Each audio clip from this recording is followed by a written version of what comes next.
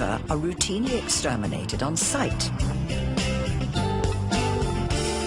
So when a beaver family moved into the center of one small town, their fate seemed a foregone conclusion. That was until one local resident decided to take a stand.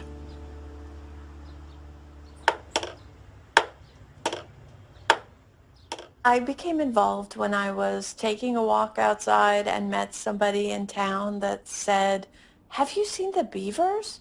And I thought, that doesn't seem very likely. But I started to keep an eye out because I was curious. And then I noticed a dam, and I noticed a tree that had been chewed, and then I saw some beavers, and it was amazing. Oh, look at baby coming up to work. Oh, look already. Okay, bring your kit to work day. There had never been beaver that anyone had seen in Alhambra Creek for easily 75 years. And people got really engaged with them. You could actually sit at Starbucks and have your morning coffee, and you could watch beavers play. Oh, that was the tail slap. It was really amazing for a city to have something like that right in the middle of town. Unfortunately for these beaver, they were considered an illegal pest. A decision, especially in times of such severe drought, Heidi found hard to take. If we were able to allow these beavers to be back where they belong, they could be doing the work that we need in California to save water. They could be raising our water tables, and all our wells could be going dry. Oh my gosh. Oh, little argue.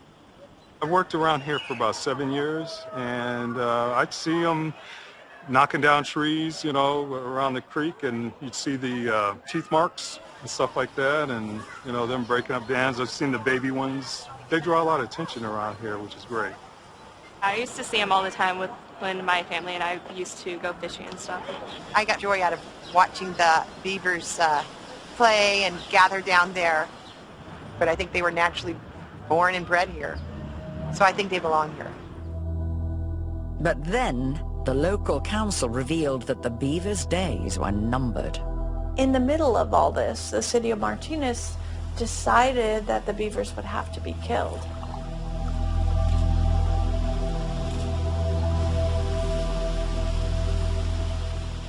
And so the city said they were going to trap them, and the Martinez residents really got adamantly opposed to that. There was actually a candlelight vigil for the beavers at the creek.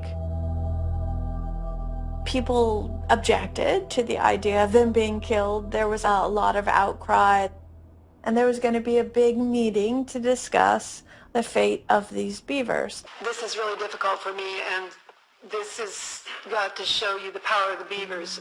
It's changed people's lives. They've changed my life. Actually, you stop to think about it, beavers were here a hell of a long time before we were. I think we're teaching a whole community that if you don't like it, just get rid of it. And I think that's a bad message to our children and to the whole community. Some 200 people came to that meeting. They came from uptown, downtown, and out of town. I came down here and saw how many police officers you guys had called in here, because who do you think we are? Like terrorists and bombers? For crying out loud! We're a community! Native American Indians referred to them as little Indians, spiritual creatures to be treated with reverence and respect.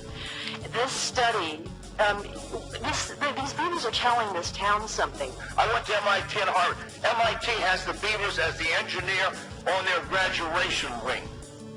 It's the beaver is the engineer. The people said, "We don't want you to kill all of our beavers.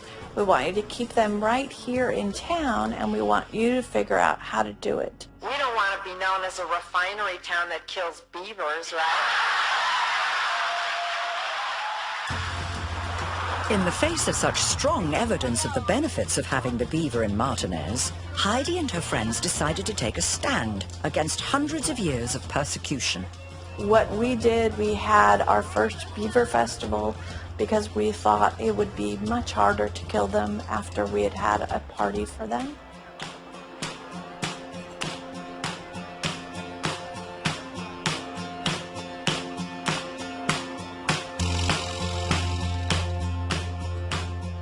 really continued to push the issue of media attention that would allow pressure to be placed on the city.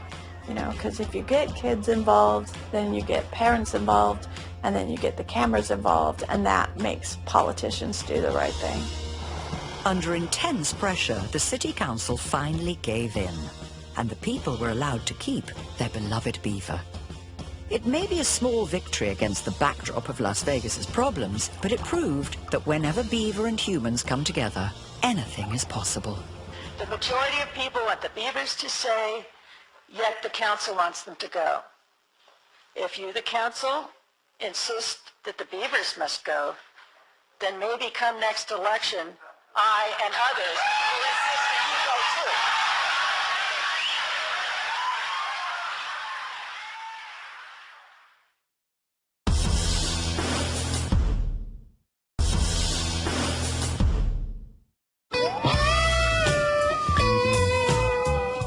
Thanks to global warming, America is facing its worst drought ever. And beaver could be its only hope. You learn to love your beaver.